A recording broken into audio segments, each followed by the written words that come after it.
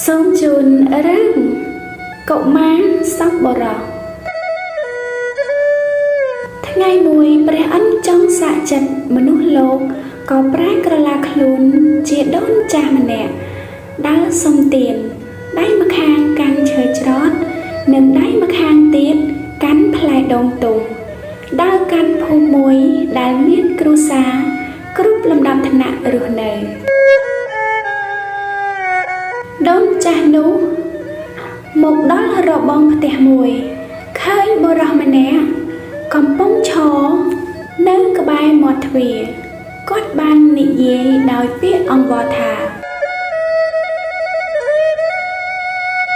លោកម្ចាស់មេត្តាដាក់ទានខ្លះៗឲ្យខ្ញុំរស់ផងបុរសនោះតបថាណែយាយខ្ញុំជាអ្នកយាមផ្ទះឲ្យគេទេសូមយាយទៅសុំអ្នកផ្សេងទៀតចុះលោកម្ចាស់ខ្ញុំមិនទម្លាប់ដាក់ទានទេ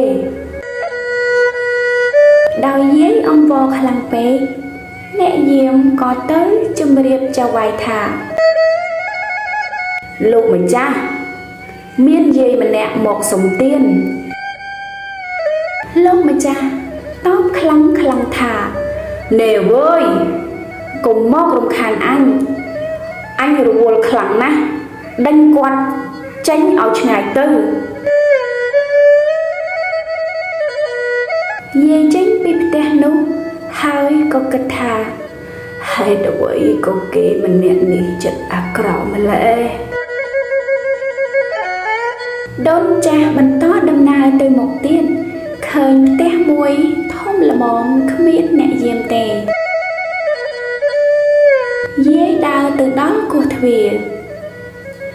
លោកម្ចាស់មេត្តាដាក់ទានខ្លះៗឲ្យខ្ញុំរស់ផងទាំងពីរអ្នកប្តីប្រពន្ធតបទៅយាយវិញថាយើងទាំងពីរនាក់មានប្រាក់សម្រាប់តែគ្រួសារយើងប៉ុណ្ណោះបើចែកទៅឲ្យយាយពេលក្រោយឲ្យពួកយើងទៅសុំអ្នកណាដូនចាស់បានចេញពីផ្ទះនោះហើយក៏គិតថាអ្នកទាំងពីរសម្ដីល្អគ្រាន់បើប៉ុន្តែនៅតែចិត្តអាក្រក់ដដែលដូនចាស់បន្តដំណើរទៅមុខទៀតឃើញផ្ទះមួយមានពិធីជប់លៀងគាត់ក៏ដើរចូលទៅទីនោះដោយពោលពាក្យអង្វរថាលោកម្ចាស់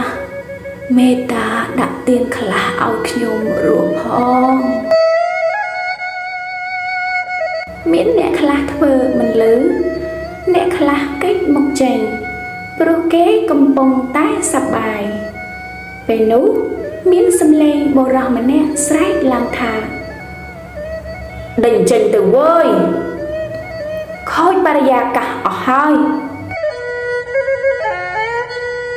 ដូនចាស់ត្រូវគេច្រានដួលទៅលើដីប្រឡាក់ឲ្យស្រមោកថ្ងៃកាន់តែបាក់រសៀលដូនចាស់បន្តដំណើរទៅមុខទៀតឃើញដំពោមួយមានម្លប់ត្រជាក់ល្ហឹមក៏ប្តេជ្ញាខ្លួនសម្រាកលក់ទៅមួយស្របក់ក្រោយមកមានក្មេងកងវាលគោម្នាក់ដៃម្ខាងកំពុងយូត្រីមួយត្រណោតនិងដៃម្ខាងទៀតយូក្តាមមួយចង្កោមដើរកាន់ទីនោះកុមារឃើញដូនចាស់កំពុងតែសម្រានលក់ក៏ទៅដាស់ហើយសួរថាលោកយាយហេតុអ្វីក៏លោកយាយមកសម្រាកនៅទីនេះហើយផ្ទះលោកយាយនៅឯណា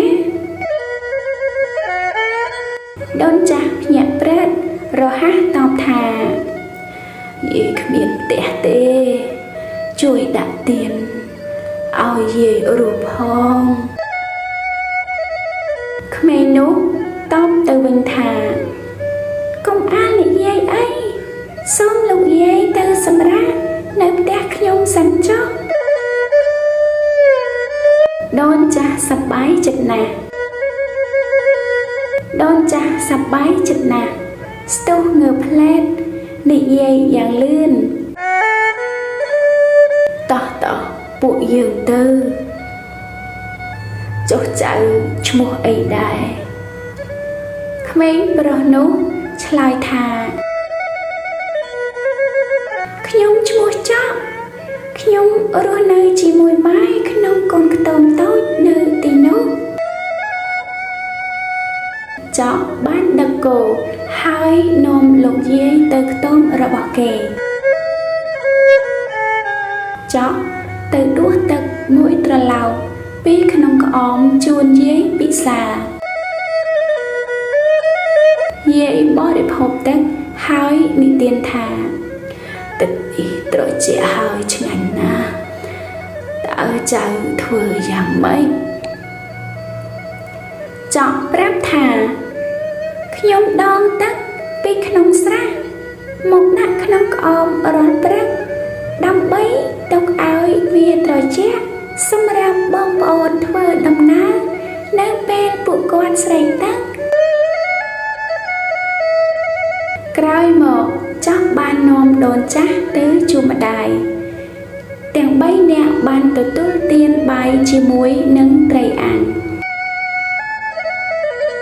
និងក្តាមដែលចောက်រកបានបន្ទាប់ពីបាយពេលល្ងាចរួចហើយយាយធ្វើជាសុំចောက်ស្នាក់នៅផ្ទះមួយរយៈចောက်បានសុំម្ដាយឲ្យយាយស្នាក់នៅចောက်យកក្រមាដែលមានតែមួយគត់របស់ខ្លួនវិចសំពត់អាវមួយសម្រាប់ដែលខ្ចីពីម្ដាយគេជូនដូនចាស់ដូនចាស់បានសាកចាត់ចောက်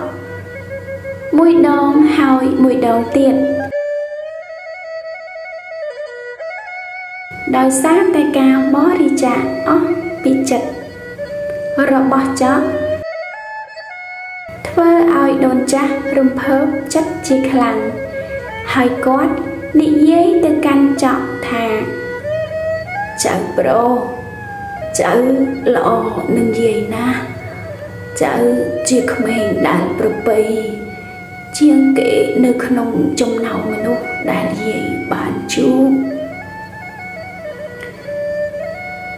យាយបានបន្តទៀតថាយាយសូមហៅចៅថាកុមារសុបុរសចាប់ពីពេលនេះតទៅណាដូងទុំមួយនេះចៅទទួលយកចុះ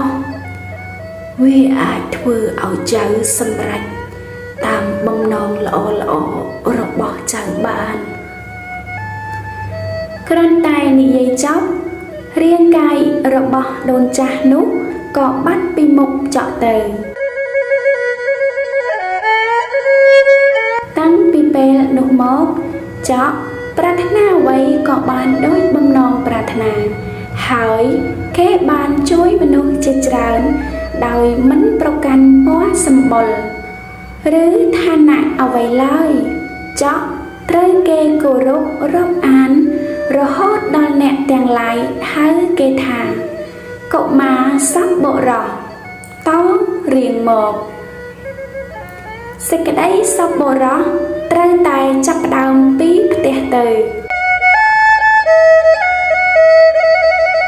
សូមអរគុណ